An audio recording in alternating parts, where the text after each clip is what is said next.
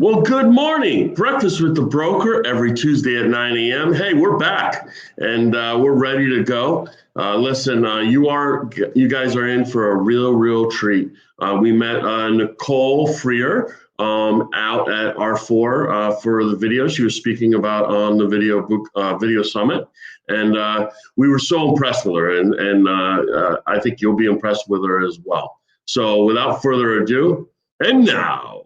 She is the owner and team leader at Nicole Freer Group. They did over $100 million out of the Houston area. She is by way of Katy, Texas, and she is a real estate agent at RE/MAX Fine Properties. Nicole Freer. Hey guys, good morning. Good morning. How are you? I am well. It's a beautiful day here in Katy, and got some exciting things going on this week. So thank you for having me this morning. Super excited to be here. Awesome. And I love your branding, Nicole Freer Group. Thank you. You got your swag? I do. We totally refreshed the swag, and so I have to represent for my team. They wear it proudly, and so do I. So, in the advent, this real estate market obviously going through a pandemic and everything that's going on in society right now. First of all, how are you, and how are you managing in the Houston area? We are doing extremely well. We're very blessed. At the start of all of this, the entire world had no idea what to expect. This is unlike anything we'd ever seen before. And so there was a lot of reason to kind of pause and, essentially, Doug and I sat down for an entire week and, in a sense, completely rewrote our business plan to adapt to these times. Because while there was a pandemic going on, we were deemed an essential business, and so thank God we were able to continue with our business. Looking back on all the activity that happened during that time, it really was very shocking. We have 41 executed contracts for the month of June. During lockdown, we had families calling into the office, asking us to come out for listing appointments. Very pleasantly shocked at all the real estate activity that continued to go on. Once the order to stay at home was lifted, like clockwork, our showing service phone started blowing up with calls, families wanting to get out and see homes. So, things have been very good, thank God. Awesome. Yeah, buyers' behavior has certainly changed, and as we get used to and adapt to the times that we are, people are they want to get out. You get me out of my house. It's funny because we talked about behavior, but when you're quarantined for 8 weeks, 12 weeks, whatever the time frame is, you look at your house and you say, well, I really wish I had a pool, or I really wish I had that extra bonus room, or I really wish I had a second story, and things like that. And you start seeing the negatives of your home. So you're tired of seeing your house after 8 weeks cooped up. Yes. Well, we need to upgrade the house. Absolutely. And if you're in the Houston area, call Nicole. Let's talk about teams. We've been talking about teams for, it seems like, the last 3-4 years, really how it's really, I guess, gained steam and gained momentum. What was your thought process when you said, let's, you and your husband, let's put together this team and go for it? Yeah. So, I credit the growth that we've made in our business really to just adapting to the organic growth. There was nothing that was really written out on paper or plan or anything that we had strategically done. When I first got into real estate, I was actually on a team, and after that first year, my own independent business had grown to a point to where it really was kind of a point where I wasn't getting the value that I needed out of the team. And so I decided to go on my own. And a lot of people asked me if I was going to start a team. And I said, absolutely not. I don't have a history of managing people. I've never managed people before. And it wasn't something that I was looking to do. I just wanted to do my own thing and worry about myself.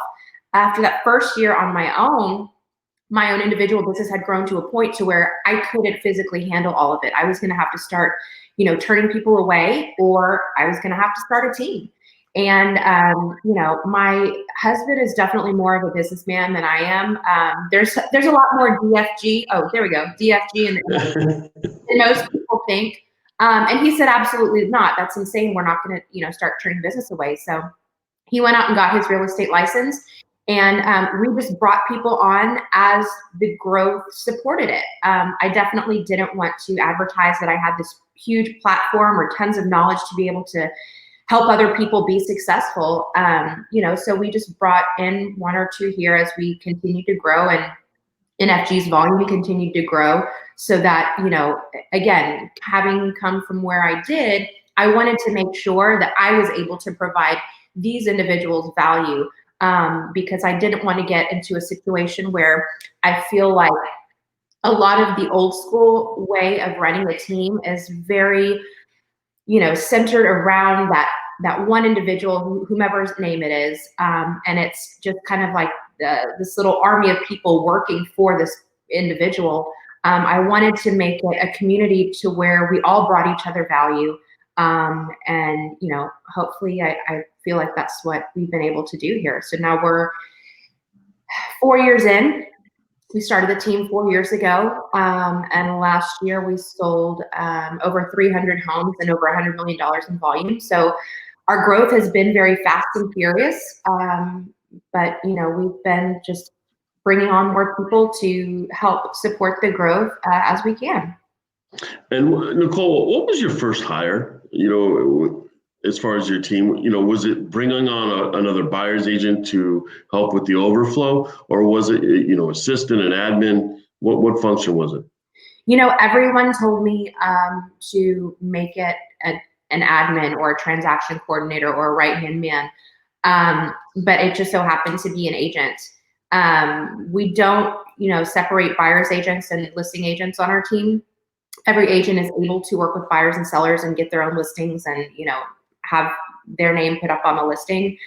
But I do definitely see, why I was being told to bring on a transaction coordinator or assistant, because now the way that our team runs, those individuals that we have right now 3 transaction coordinators.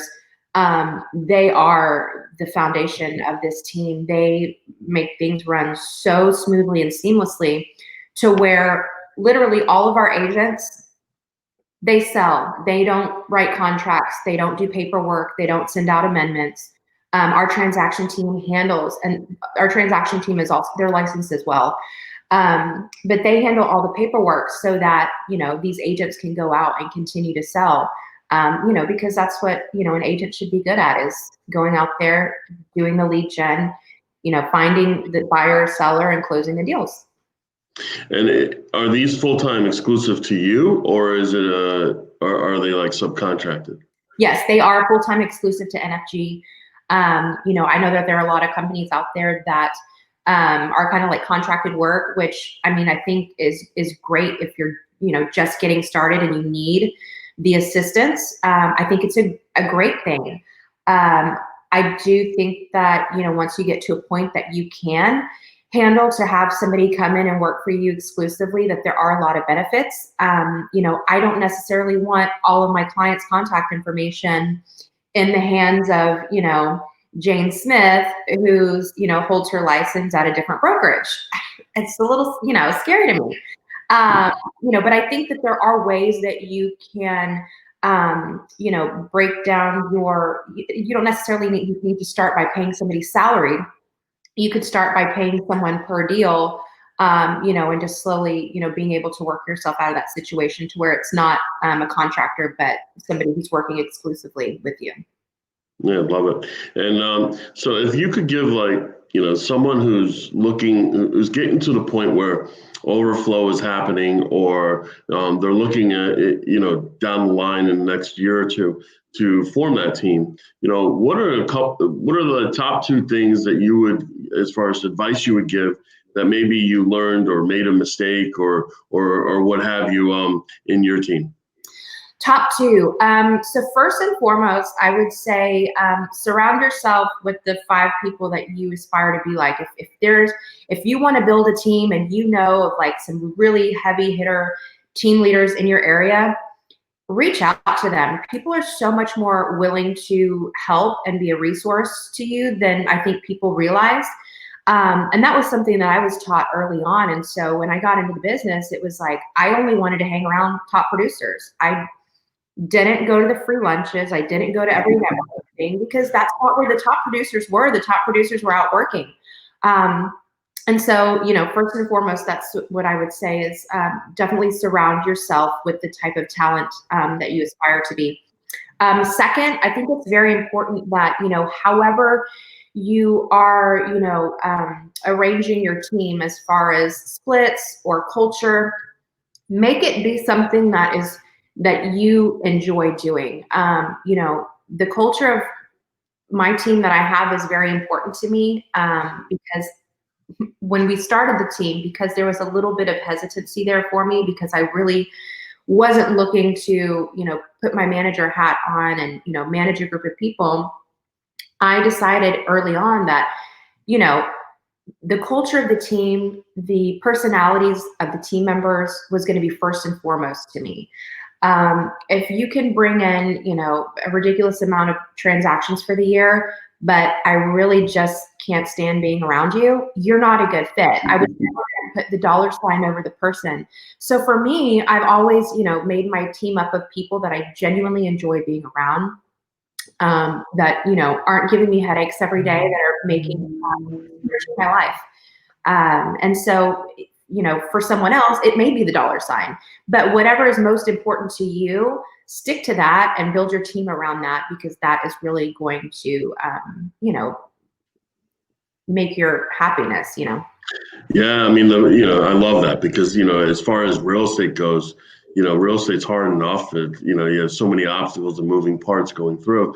And, if you surround yourself with people that you dislike or you don't want to, you have different or conflicting personalities, it makes it so much more difficult to continue to do what you're doing. So I love that, people over dollar signs. That's great.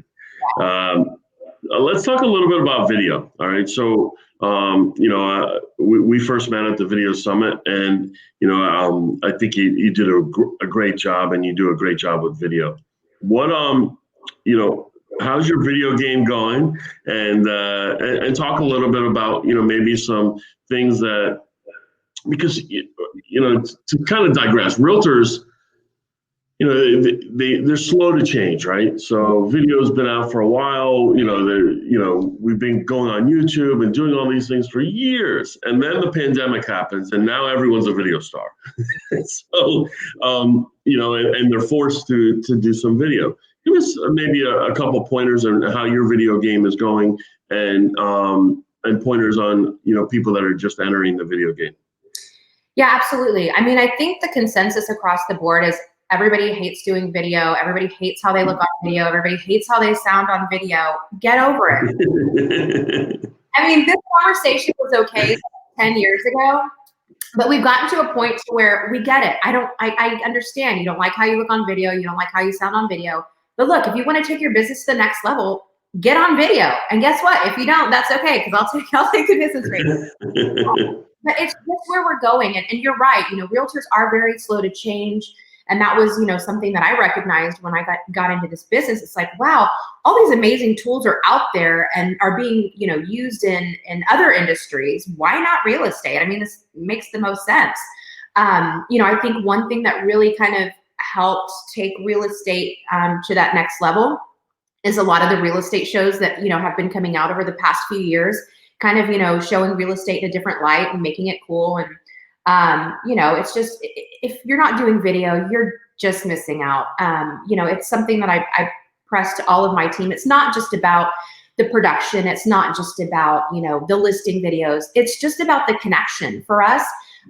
When we meet an open house lead in our open house, their follow-up is a video. Hey, John Smith, it's Nicole Freer. We met this past weekend at the open house. Just wanted to let you know something very funny. If you watch people watch video, there's an expression on their face. they're either smiling, they're disgusted, they're laughing, there's something. Video invokes so much emotion that you cannot get via telephone, via voicemail, via text message.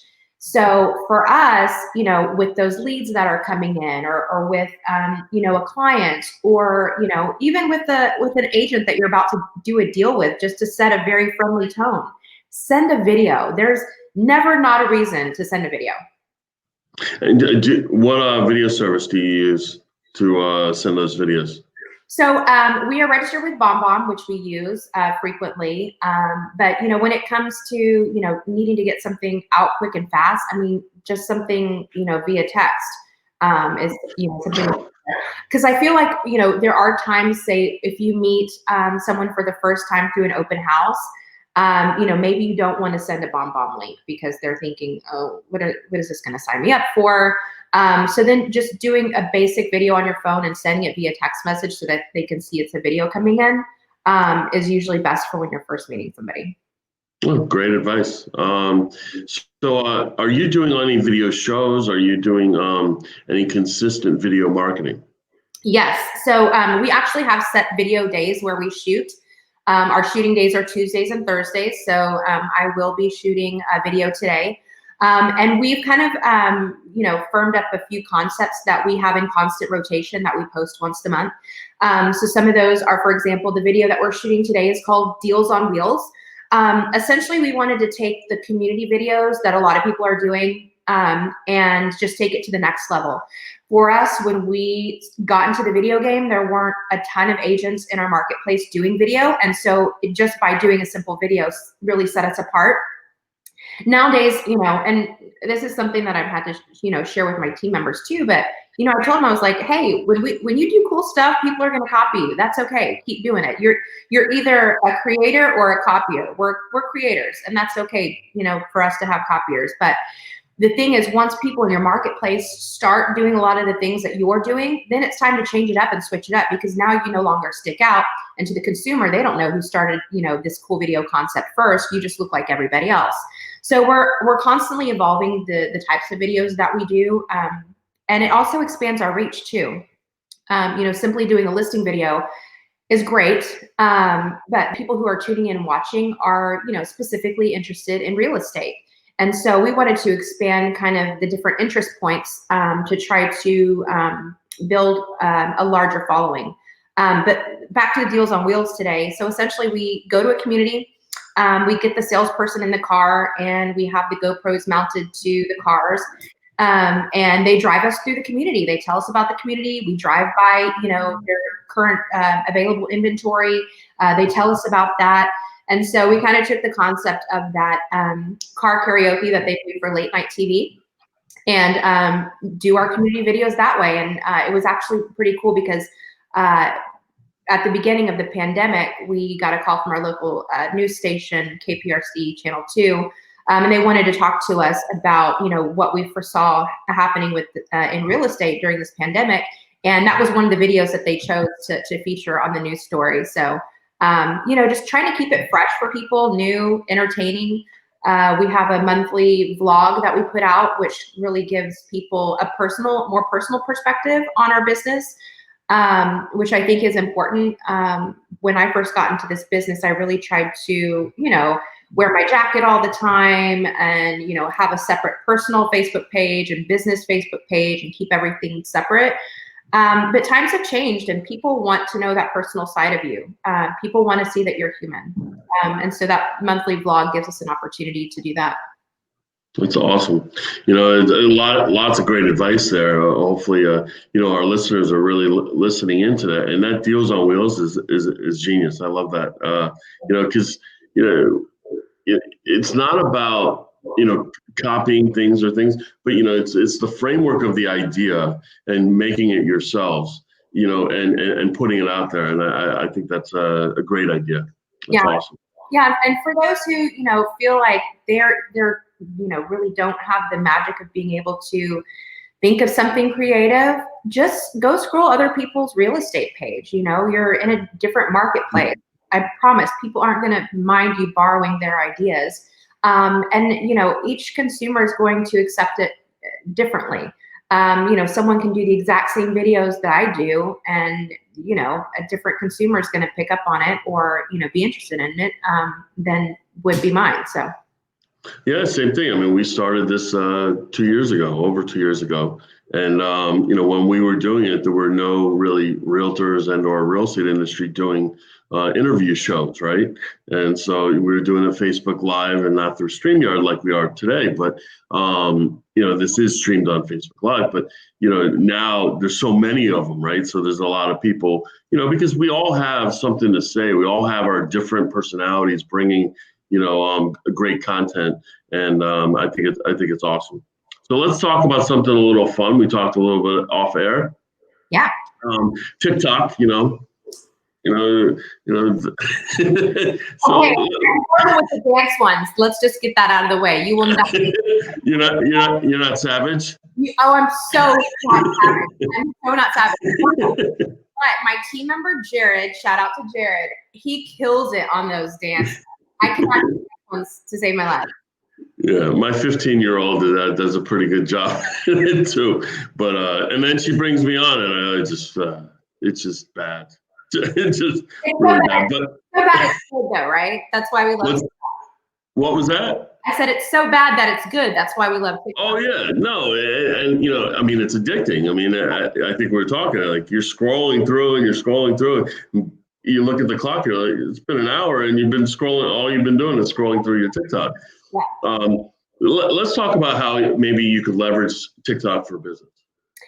Yeah, so I think you just have to get creative with it and just kind of, at least that's what I did. I was sitting there scrolling for a while, and I found this one sound, and it I can't think of exactly what it says off the top of my head, but I thought, oh, I could apply that towards business. I could use this sound and do it outside of my office, and get some marketing out there.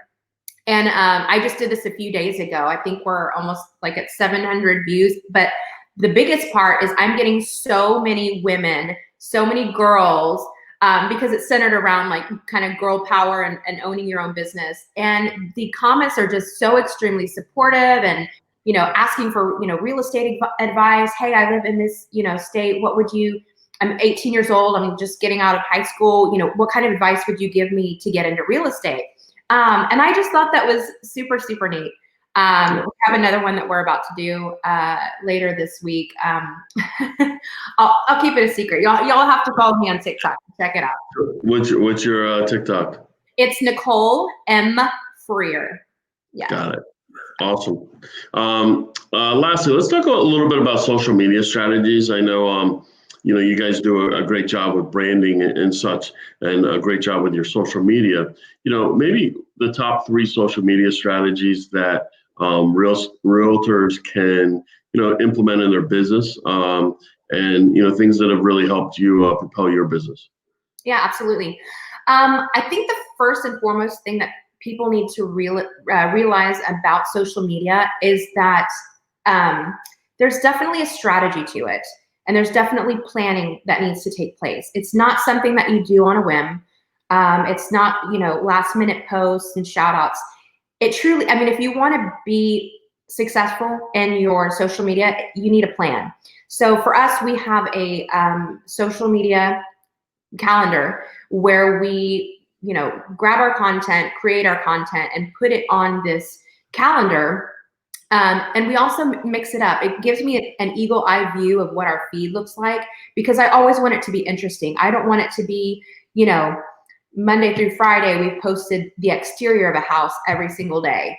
Monday may be the exterior of a house. Tuesday may be a video highlighting one of our agents. Wednesday may be our open house schedule. Thursday may be a listing video. And then Friday is going to be like a group shot of our team out at a happy hour or something. And that kind of leads me to my next point, is that you don't want to just focus it all on listings. To the average person on social media, they don't want to see, just listed every single day. That's not applicable to them if they're not in the market to buy a home. So we like to mix it up with, personal stuff and business. And again, at the end of the day, it might not be everybody's cup of tea, but I think you're definitely widening your net if you mix things up a little bit. But also, you don't want to mix it up too much to where it's hard for people to really grasp what your business is or what your personality is. So, while I do have people that assist me when it comes to social media, I create all my own content. I write all my posts myself, because I really want for that consumer, when they see our social media, to see me, and kind of, my personality. Yeah, it's funny because as we interview more and more people, the same consistent theme comes up. Only post things that are original or interesting. Don't post things just to post. Mm. And because you only have a few seconds to engage your whatever your public or consumers as such. And if you keep on, like you said, posting the exterior of a house every day, well, that's boring. Maybe the first time it looks great, second time, third time you're out. Yeah. So a lot of times, you gotta post interesting. I always think of it like, what stand-up comedians do. Stand-up comedians use the content that is presented in an everyday life experience, and they use it, on stage. And I think we're all, as realtors, some of us think we're stand-up comics, but many of us, go out there and really use that content to help consumers, connecting communities and such. So, it's all great stuff. So you're doing some amazing things, and I always leave it. Well, we're going to go with two questions now. Two last questions. First is what do we not know about Nicole Freer that you care to share? Ooh. I think what, there are a lot of things that kind of, shaped the woman that I am today, the businesswoman that I am today, that a lot of people see. And I think that too many times we take people's now as everything, and we forget, or we don't think about all the struggles that they've been through to get to that point. And so there doesn't really come up a lot of opportunities, when you're talking about business, to talk about personal struggles. But I think it's important to remember that everybody's been there. What you see today when you scroll on my Instagram looks like a strong, badass businesswoman. But there were struggles that I've been through. My husband and I both grew up very, very humble beginnings. I'm a childhood cancer survivor. I overcame obesity as an adult. Just, things that, don't come up in conversation, normal day to day. But all those things have, definitely played a huge part in the strong businesswoman that I am today. That's awesome. And if you could give me some tips on the obesity thing, that would be great. Stay away from quarantine. Quarantine's a bad thing. I know it's bad. Up and down, up and down. So last thing, what's your favorite Netflix or streaming show and what are you currently watching? Okay, my favorite. So I knocked this out during quarantine. Somebody told me about Schitt's Creek. It's SCHITTS, Schitt's Creek. Very funny. We watched all of that in quarantine. What I'm watching right now. So once I started posting some real estate content on TikTok, we were getting compared to Selling Sunset. I had never heard of it or seen it. So Selling Sunset is a Netflix original. I think it's like in season 2. Doug and I just started it probably a few days ago. It's kind of like $1 Million Listing, but more drama. It's a real estate show, but it's more about like this group of blonde girls who sell real estate, and there's just a lot of drama. I like the mindless TV. I don't like to sit down and concentrate too hard. So. No, yeah, I mean, especially kind of a disturbing time that we're in right now. We watched. My wife and I watched. Was it Hunters? I forget the name, and it was one of the most disturbing shows I've ever seen. And like after it, I'm like, "Hey Samantha, you want to watch Dora? I don't think Dora would be right about now." And even like My Little Pony. Yeah. Nicole, thank you so much for joining us on Breakfast with the Broker. We have two familiar guests next week, I believe it is. Jesse and Michael. So Michael Thorne and Jesse Peters are going to be on next week. We are going to have our first Breakfast with the Broker threesome because we not only had one-on-ones on the StreamYard thing. We had so we're looking forward to talking to them about all things video, about their video boot camp and how it went and such. So Nicole, all things good. Wishing you the most success, which sounds like you may not even need, but you guys are doing great things. And if you ever need anything, please let us know. Again, Breakfast with the Broker every Tuesday at 9 a.m. Thank you so much for joining. Take care, Nicole. Be well. Thank you for having me. Thank you.